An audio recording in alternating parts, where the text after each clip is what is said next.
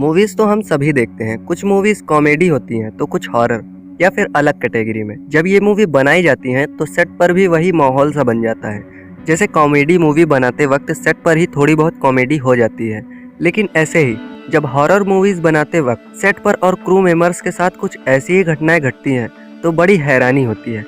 अब इसे श्राप कहें या महज एक इत्तेफाक, लेकिन कुछ फिल्मों के साथ कुछ ऐसी ही हैरान कर देने वाली घटनाएं घटी हैं। तो आइए ऐसी फिल्मों के बारे में जानते हैं। नंबर 1, पोल्टरजाइस्ट कर्स। 1982 में रिलीज हुई यह फिल्म जितनी डरावनी है, असल जिंदगी में भी उससे कहीं ज्यादा भयानक है। इसे डायरेक्ट किया टूबे हॉपर ने और प्रोड्यूस की स्पाइलबर्ग ने। यह फिल्म एक मिडिल क्लास फैमिली पर केंद्रित है जो एक नए घर में शिफ्ट होती है और जहां पर उनकी बेटी के साथ कुछ अजीब घटनाएं घटने लगती हैं। उनकी बेटी टीवी सेट में मौजूद आत्माओं से बात करती है, जिसके बाद उनकी बेटी का उसी घर में एक शैतान के द्वारा अपहरण कर लिया जाता है। इसी बीच उन्हें पता चलता है कि उनका घर जहां पर है उसी के नीचे बहुत सी लाशें दफन है। वो फैमिली अपना समय बेटी को ढूंढने में बिताते हैं। इस फिल्म में एक सीन है जिसमें उनके घर का बैकयार्ड मानो कंकालों और कीचड़ से भर जाता है और जिसमें फैमिली के कुछ सदस्य गिर जाते हैं। इस फिल्म में जो कंकाल लिए गए थे वो सभी असली थे। इस बात को उसमें काम करने वाले कलाकार भी नहीं जानते थे। एक इंटरव्यू में जोबेत ने बताया कि एक बार को मुझे लगा कि ये सारे कंकाल रबर और प्लास्टिक के हैं, लेकिन मैं गलत थी कि क्रू ने असली कंकालों का इस्तेमाल किया क्योंकि प्लास्टिक और रबर के कंकाल बहुत महंगे थे। कुछ लोगों का कहना है कि शायद इसी वजह से यह फिल्म श्रापित हो गई। श्रापित इसलिए क्योंकि इस फिल्म को शूट करने के बाद ही एक स्टार डोमिनिक डन का मर्डर हो गया और जब इसका सीक्वल बनाया गया उसके बाद भी एक और कलाकार की मौत हो गई। फिर जब इसकी तीसरी और आखिरी किस्त आई तो उसके बाद उसमें एक्ट करने वाले 12 वर्षीय एक्ट्रेस हैदर की भी मौत हो गई। इस फिल्म में काम करने वाली लो पेरीमैन का 2009 में मर्डर हो गया। नंबर 2 पर है सुपरमैन कर्स। सुपरमैन मूवी को कौन नहीं जानता। यह कोई हॉरर मूवी तो नहीं है, लेकिन इसके साथ भी कुछ ऐसी घटनाएं हुई हैं जो आपको सोचने पर मजबूर कर देंगी। इसे उन एक्टर्स की बुरी किस्मत कहें या कोई इत्तेफाक या फिर कुछ और, लेकिन इस फिल्म में कुछ एक्टर्स जिन्होंने सुपरमैन का किरदार निभाया वो किसी न किसी वजह से मारे गए। इसकी शुरुआत होती है जॉर्ज रीव से, जिन्होंने 1950 में सुपरमैन में काम किया, जिसके कुछ सालों के बाद यानी कि 1959 में 45 साल की उम्र में सर में गोली लगने से उनकी मौत हो गई। आधिकारिक तौर पर यह सुसाइड थी। फिर उसके बाद सुपरमैन का किरदार क्रिस्टोफर रीव ने निभाया। उन्होंने इस फिल्म में 1978 से 1987 तक काम किया। फिर 1995 में घोड़े से गिरने से वह पैरालाइज्ड हो गए, जिसके 9 साल बाद उनकी हार्ट अटैक से मौत हो गई। इसी मूवी को करने के बाद एक कई एक्टर्स की मौत हुई। जैसे ली क्वाइग्ली ने 1978 में बेबी सुपरमैन का किरदार निभाया था। 14 वर्ष की उम्र में इनकी मौत हो गई। रिचर्ड प्रॉयर, जिन्होंने सुपरमैन 3 में काम किया, 3 साल बाद पता चला कि वो मल्टीपल स्क्लेरोसिस से पीड़ित हैं, जिसमें दिमाग और रीढ़ की नर्व सेल क्षतिग्रस्त हो जाती हैं, जिसकी वजह से 65 साल की उम्र में हार्ट अटैक से उनकी मृत्यु हो गई। मैरगॉट किडर ने सुपरमैन लॉइस लेन की भूमिका निभाई थी। 1996 में वो कहीं लापता हो गई और फिर पुलिस ने उन्हें पागलपन और बदहवासी की हालत में पाया। एक इंटरव्यू में उन्होंने ये श्रापित सुपरमैन की बात को बकवास करार दिया। वैसे इनकी मौत नशे और ड्रग्स के ओवरडोज से हुई, जिसे आत्महत्या करार दिया गया।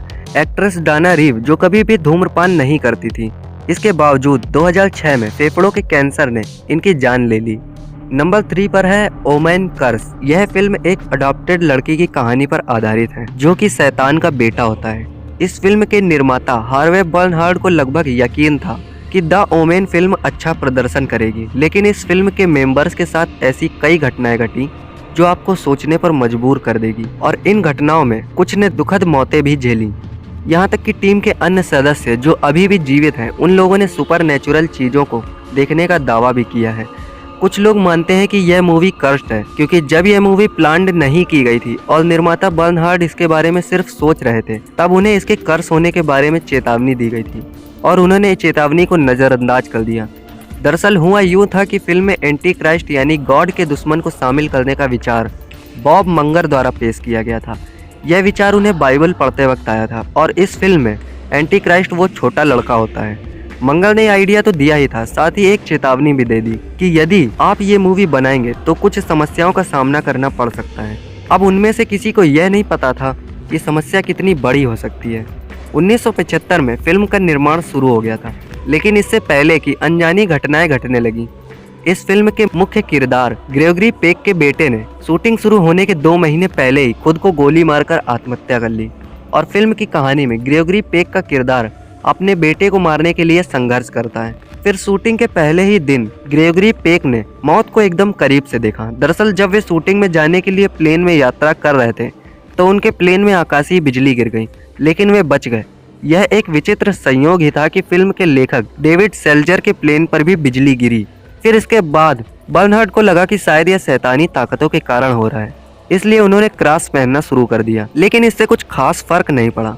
फिर कुछ सप्ताह के बाद एग्जीक्यूटिव प्रोड्यूसर मैक नियोफील्ड का प्लेन पर भी आकाशीय बिजली गिरी और वह क्षतिग्रस्त हो गया। फिल्म में एरियल फुटेज की जरूरत थी, इसलिए एक प्राइवेट प्लेन को बुक कराने की सोची गई, लेकिन प्राइवेट प्लेन की कंपनी के पास उस दिन ना तो वो प्लेन उपलब्ध था और ना ही कोई दूसरा, इसलिए इस विचार को अगले दिन के लिए रख दिया गया। फिर पता चला कि जो प्लेन बुक कराने को सोचा गया था वो प्लेन तो एक कार के ऊपर क्रैश हो गया है, जिससे कार और प्लेन में सवार सभी यात्री मारे गए हैं। हैरानी की बात तो यह है कि जो उस प्लेन का पायलट था उसके परिवार वाले उसी कार में बैठे हुए थे जिस पर वो प्लेन गिरा था। यह सिलसिला यही नहीं रुका।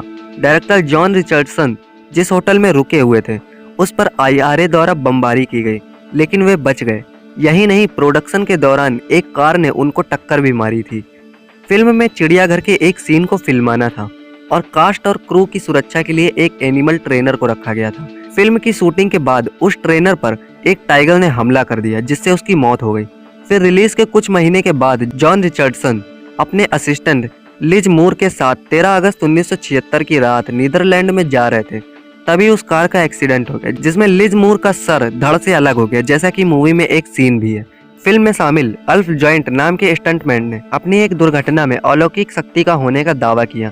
वह ए ब्रिज टू फार पर काम कर रहे थे। उन्हें बस एक साधारण सा स्टंट करना था, जिसमें उन्हें छत से एक एयर बैग पर जंप करना था, लेकिन जंप गलत हो गई और वह अस्पताल में भर्ती हो गए। उन्होंने बताया कि असल में उन्होंने कोई जंप की ही नहीं थी, उन्हें किसी ने धक्का दिया था, जिसके कारण वह दुर्घटनाग्रस्त हो गए।